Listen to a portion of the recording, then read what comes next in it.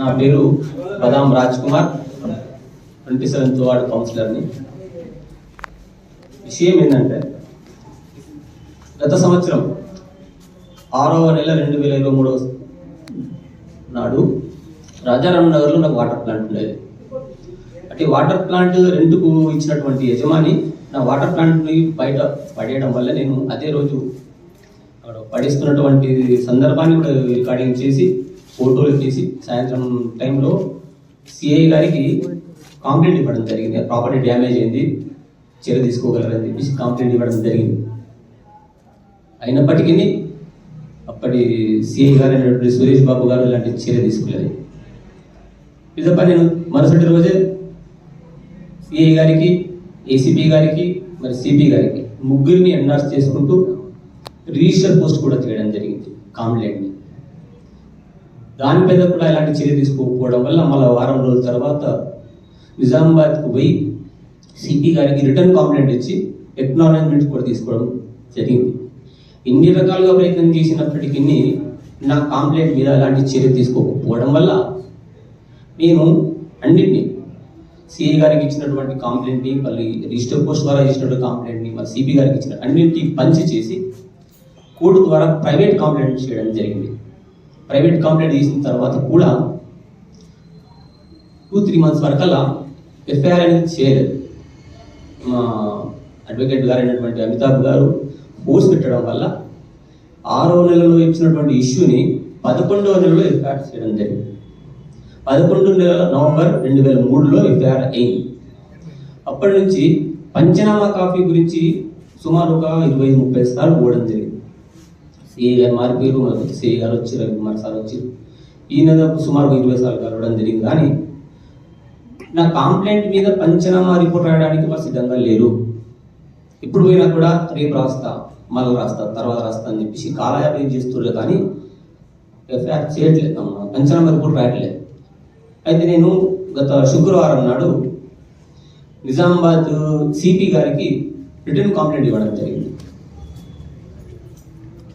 CP గారు అక్కడ లేకుండా డీసీపీ గారు ఉండే, డీసీపీ గారు డైరెక్ట్ స్పీకర్ ఆన్ చేసి, మొబైల్తో స్పీకర్ ఆన్ చేసి సిఐ గారికి ఫోన్ కలిపారు. ఏంటి ఇది 547/23 ఎఫ్ఐఆర్ మీద మీరు పంచనామా రిపోర్ట్ ఎందుకు రాయలేదని చెప్పేసి డీసీపీ గారు అడిగితే సిఐ గారు ఏం చెప్పారు, రాష్ట్రం సార్ రిపోర్ట్ పంపించేసినామని చెప్పేసి తప్పుడు సమాచారం ఇచ్చారు. స్పీకర్ ఆన్ ఉంది కాబట్టి నన్ను అడిగారు, ఇచ్చినట్టు అంటే ఇవ్వలేదని చెప్పేసి నేను కూడా చెప్పేసిన. దాని తర్వాత అసలు మన సిఐ గారిలో వినబడతా ఉంది కాబట్టి మరి రిజిస్టర్ పోస్ట్ చేసినాం అని చెప్పేసి డీసీపీ గారు చెప్పారు.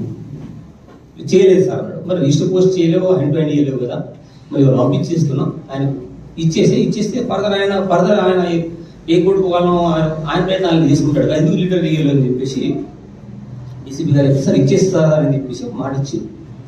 అదే శుక్రవారం నాడు ఇక్కడ వచ్చినాం. శుక్రవారం నుంచి నిన్నటి వరకు ఒక 10 సార్లు పోయి కలిసినా కూడా ఇచ్చే దాఖలాలు లేవు. ఇప్పుడు ఏమంటారు, మళ్ళా అంజమ్మ మేడం కలవండి, ఆమె లెటర్ రాస్తుంది, దాన్ని నువ్వు సంతకం చేయాలి, చేసిన తర్వాత లెటర్ ఇస్తారని చెప్పేసి ఇప్పుడు కాలయాపన చేస్తూ, అంటే డీసీపీ గారికి కూడా తప్పుదో పట్టించినటువంటి సిఐ గారు మామూలు ప్రజానీకానికి ఇలాంటి సర్వీస్ చేస్తూ నిలబట్టేది. కానీ నా విషయం మట్టుకు నేను ప్రజాప్రతినిధి అయి ఉండి కూడా 1 సంవత్సరం నుంచి నేను కష్టపడుతూ ఉండాల్సి వస్తున్నది ఒక సమస్య పరిష్కారం చేసుకోవడానికి. ఇలాంటి వ్యవస్థ ఉంది. ఇక ఇన్నిసార్లు పోయినటువంటి సందర్భాల్లో కొన్ని 2 సందర్భాలు తెలుసుకుంటున్నా. రవికుమార్ సార్ని కలిసిన తర్వాత ఏమంటారు, అంజమ్మ మేడం కలవంటారు. అంజమ్మ మేడం కలిసిన తర్వాత ఆమె ఏం చేస్తుంది, ఎవరైతే నేను ఎవరికి కంప్లైంట్ చేసిందో వాళ్ళకు ఫోన్ కలిపి మాట్లాడుకో, లేకపోతే రిటర్న్ కంప్లైంట్ ఇయ్యు, కౌంటర్ కంప్లైంట్ ఇయ్యు అని చెప్పి గుసిగొలుపుతున్నారే తప్ప నాకు న్యాయం చేయలేదు. ఇంత బాహాటంగా మాట్లాడు, ఒక ప్రతినిధి అయిన తర్వాత కూడా బాహాటంగా మాట్లాడి వాళ్ళ ఎదుటి మనిషిని కౌంటర్ ఏం చెప్పి గుసిగొలుపుతున్నారు. కానీ నాకు పంచనామా రిపోర్ట్ రాయట్లేదు. ఇంత ఘోరంగా ఉంది కాబట్టి సిపి గారికి కూడా తప్పుదో పట్టిస్తున్నటువంటి సిఐ గారికి సమస్యను పై అధికారులకు తెలియాలని చెప్పేసి ఉద్దేశంతోనే నేను ఈ పత్రిక మీడియా ముఖంగా తెలియజేసుకుంటున్నా. దీంట్లో భాగంగా నా వ్యక్తిగతంగా మ్యాక్సిమం చెప్పే ప్రయత్నం చేసిన. ఇంకోటి అక్కడ ఇట్లా ఉంది వ్యవస్థ అంటే, నేను ఎన్నిసార్లు పోయిన సందర్భంలో బాధితుడు మాట్లాడే అవకాశం కనబడుతుంది అక్కడ. బాధితుల నుంచి కానీ ఎవరైనా మాట్లాడే మధ్యవర్తులు దళారీ వ్యవస్థ నడుస్తా ఉంది. ఎవరైనా మధ్యవర్తి మాట్లాడి సెటిల్మెంట్ చేసుకుంటేనే పార్టీతోనే డైరెక్ట్ మా సార్ మాట్లాడుతున్నారు. కానీ దళారుల ద్వారా మాట కుదరకంటే ముందు అసలు సీఏ గారు మాట్లాడే అవకాశమే కనబడతలేదు. ఇంత ఘోరమైన వ్యవస్థ నడుస్తూ ఉంది పోలీస్ వ్యవస్థ మీద. కాబట్టి దీని మీద పై అధికారులు తగిన చర్య తీసుకొని వ్యవస్థను, పోలీస్ వ్యవస్థను కొద్దిగా పటిష్టం చేయాలని చెప్పేసి కోరుకుంటున్నాను. కొన్ని 2 సంఘటనలు చెప్తాను. నాదిగా కాకుండా వేరే సంఘటనలు చెప్పే ప్రయత్నం చేస్తాను. మా మిత్రుడు ఒక మనిషి దగ్గర చిట్టి వేసిరు, చిట్టి కంప్లీట్ అయిపోయింది, చిట్టి క్లోజ్ అయిపోయింది, 20 months క్లోజ్ అయిపోయింది. పేమెంట్ ఇవ్వాలి. ఆయన పేమెంట్ కోసం తిని ఫోన్ చేస్తుంటే, అరే 10 లక్షలు చిట్టి అయిపోయింది కదా, పేమెంట్ ఇవ్వాలని చెప్పేసి ఫోన్ చేస్తుంటే ఆయన సీఏ గారి గురించి కంప్లైంట్ చేసినట్ట. సీఏ గారికి చెప్తారు, ఆయన ఫోన్ చేయదు, ఫోన్ చేస్తే నేను కేసు చేస్తాను, ఆయన ఆ ఏడాది తర్వాత తీసుకోవాలి చెప్పి సివిల్ మ్యాటర్లో కూడా బ్లాక్మెయిల్ చేస్తూ బెదిరిస్తూ ఉన్నారు. ఇక నిన్న ఒక సంఘటన, మా వాడకట్లో పిల్లాడు ఎయిర్టెల్ కంపెనీలో పనిచేస్తూ ఉన్నారు.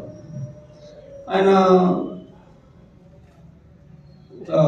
ఎయిర్టెల్ సంబంధించిన మెటీరియల్ గోవింద్పేట సైడ్లో 1,20,000 మెటీరియల్ డంప్ చేసేది. అక్కడ అది థెఫ్ట్ అయిపోయింది. అది థెఫ్ట్ అయిపోయిన విషయము కంప్లైంట్ చేయడానికి ఆ పిల్లాడు నా ద్వారానే వచ్చింది. నేను కూడా పోతే అక్కడ ఏం చెప్తారు తెలుసా, పాత సామాన్లు లేకూరి ఏడన్నా సామాన్లు కనబడితే ఎక్కువ వచ్చి మేము చూస్తామంటారు. అంటే పోలీస్ యంత్రాంగం పని చేయాల్సిన పని కూడా పిల్లలు చేసుకోవాల్సి వస్తుంది. ఇప్పుడు 24 గంటలైంది ఎయిర్టెల్ కంపెనీ ద్వారా కాంప్లైంట్ ఇవ్వడానికి వచ్చినా కూడా కాంప్లైంట్ తీసుకోవడానికి సిద్ధంగా లేరు. ఇంత ఘోరమైన వ్యవస్థ నడుస్తుంది. కాబట్టి పై అధికారులు దీని మీద తక్షణం చర్య తీసుకోవాలని చెప్పి కోరుకుంటూ ముగిస్తున్నాను. ఎప్పటికప్పుడు వార్తలను వీక్షించేందుకు Q9 న్యూస్ ని సబ్స్క్రైబ్ చేసుకోండి, లైక్ చేయండి, షేర్ చేయండి. విలువైన సమాచారాన్ని ముందుగా మీరే తెలుసుకునేందుకు బెల్ బటన్ ని క్లిక్ చేయండి.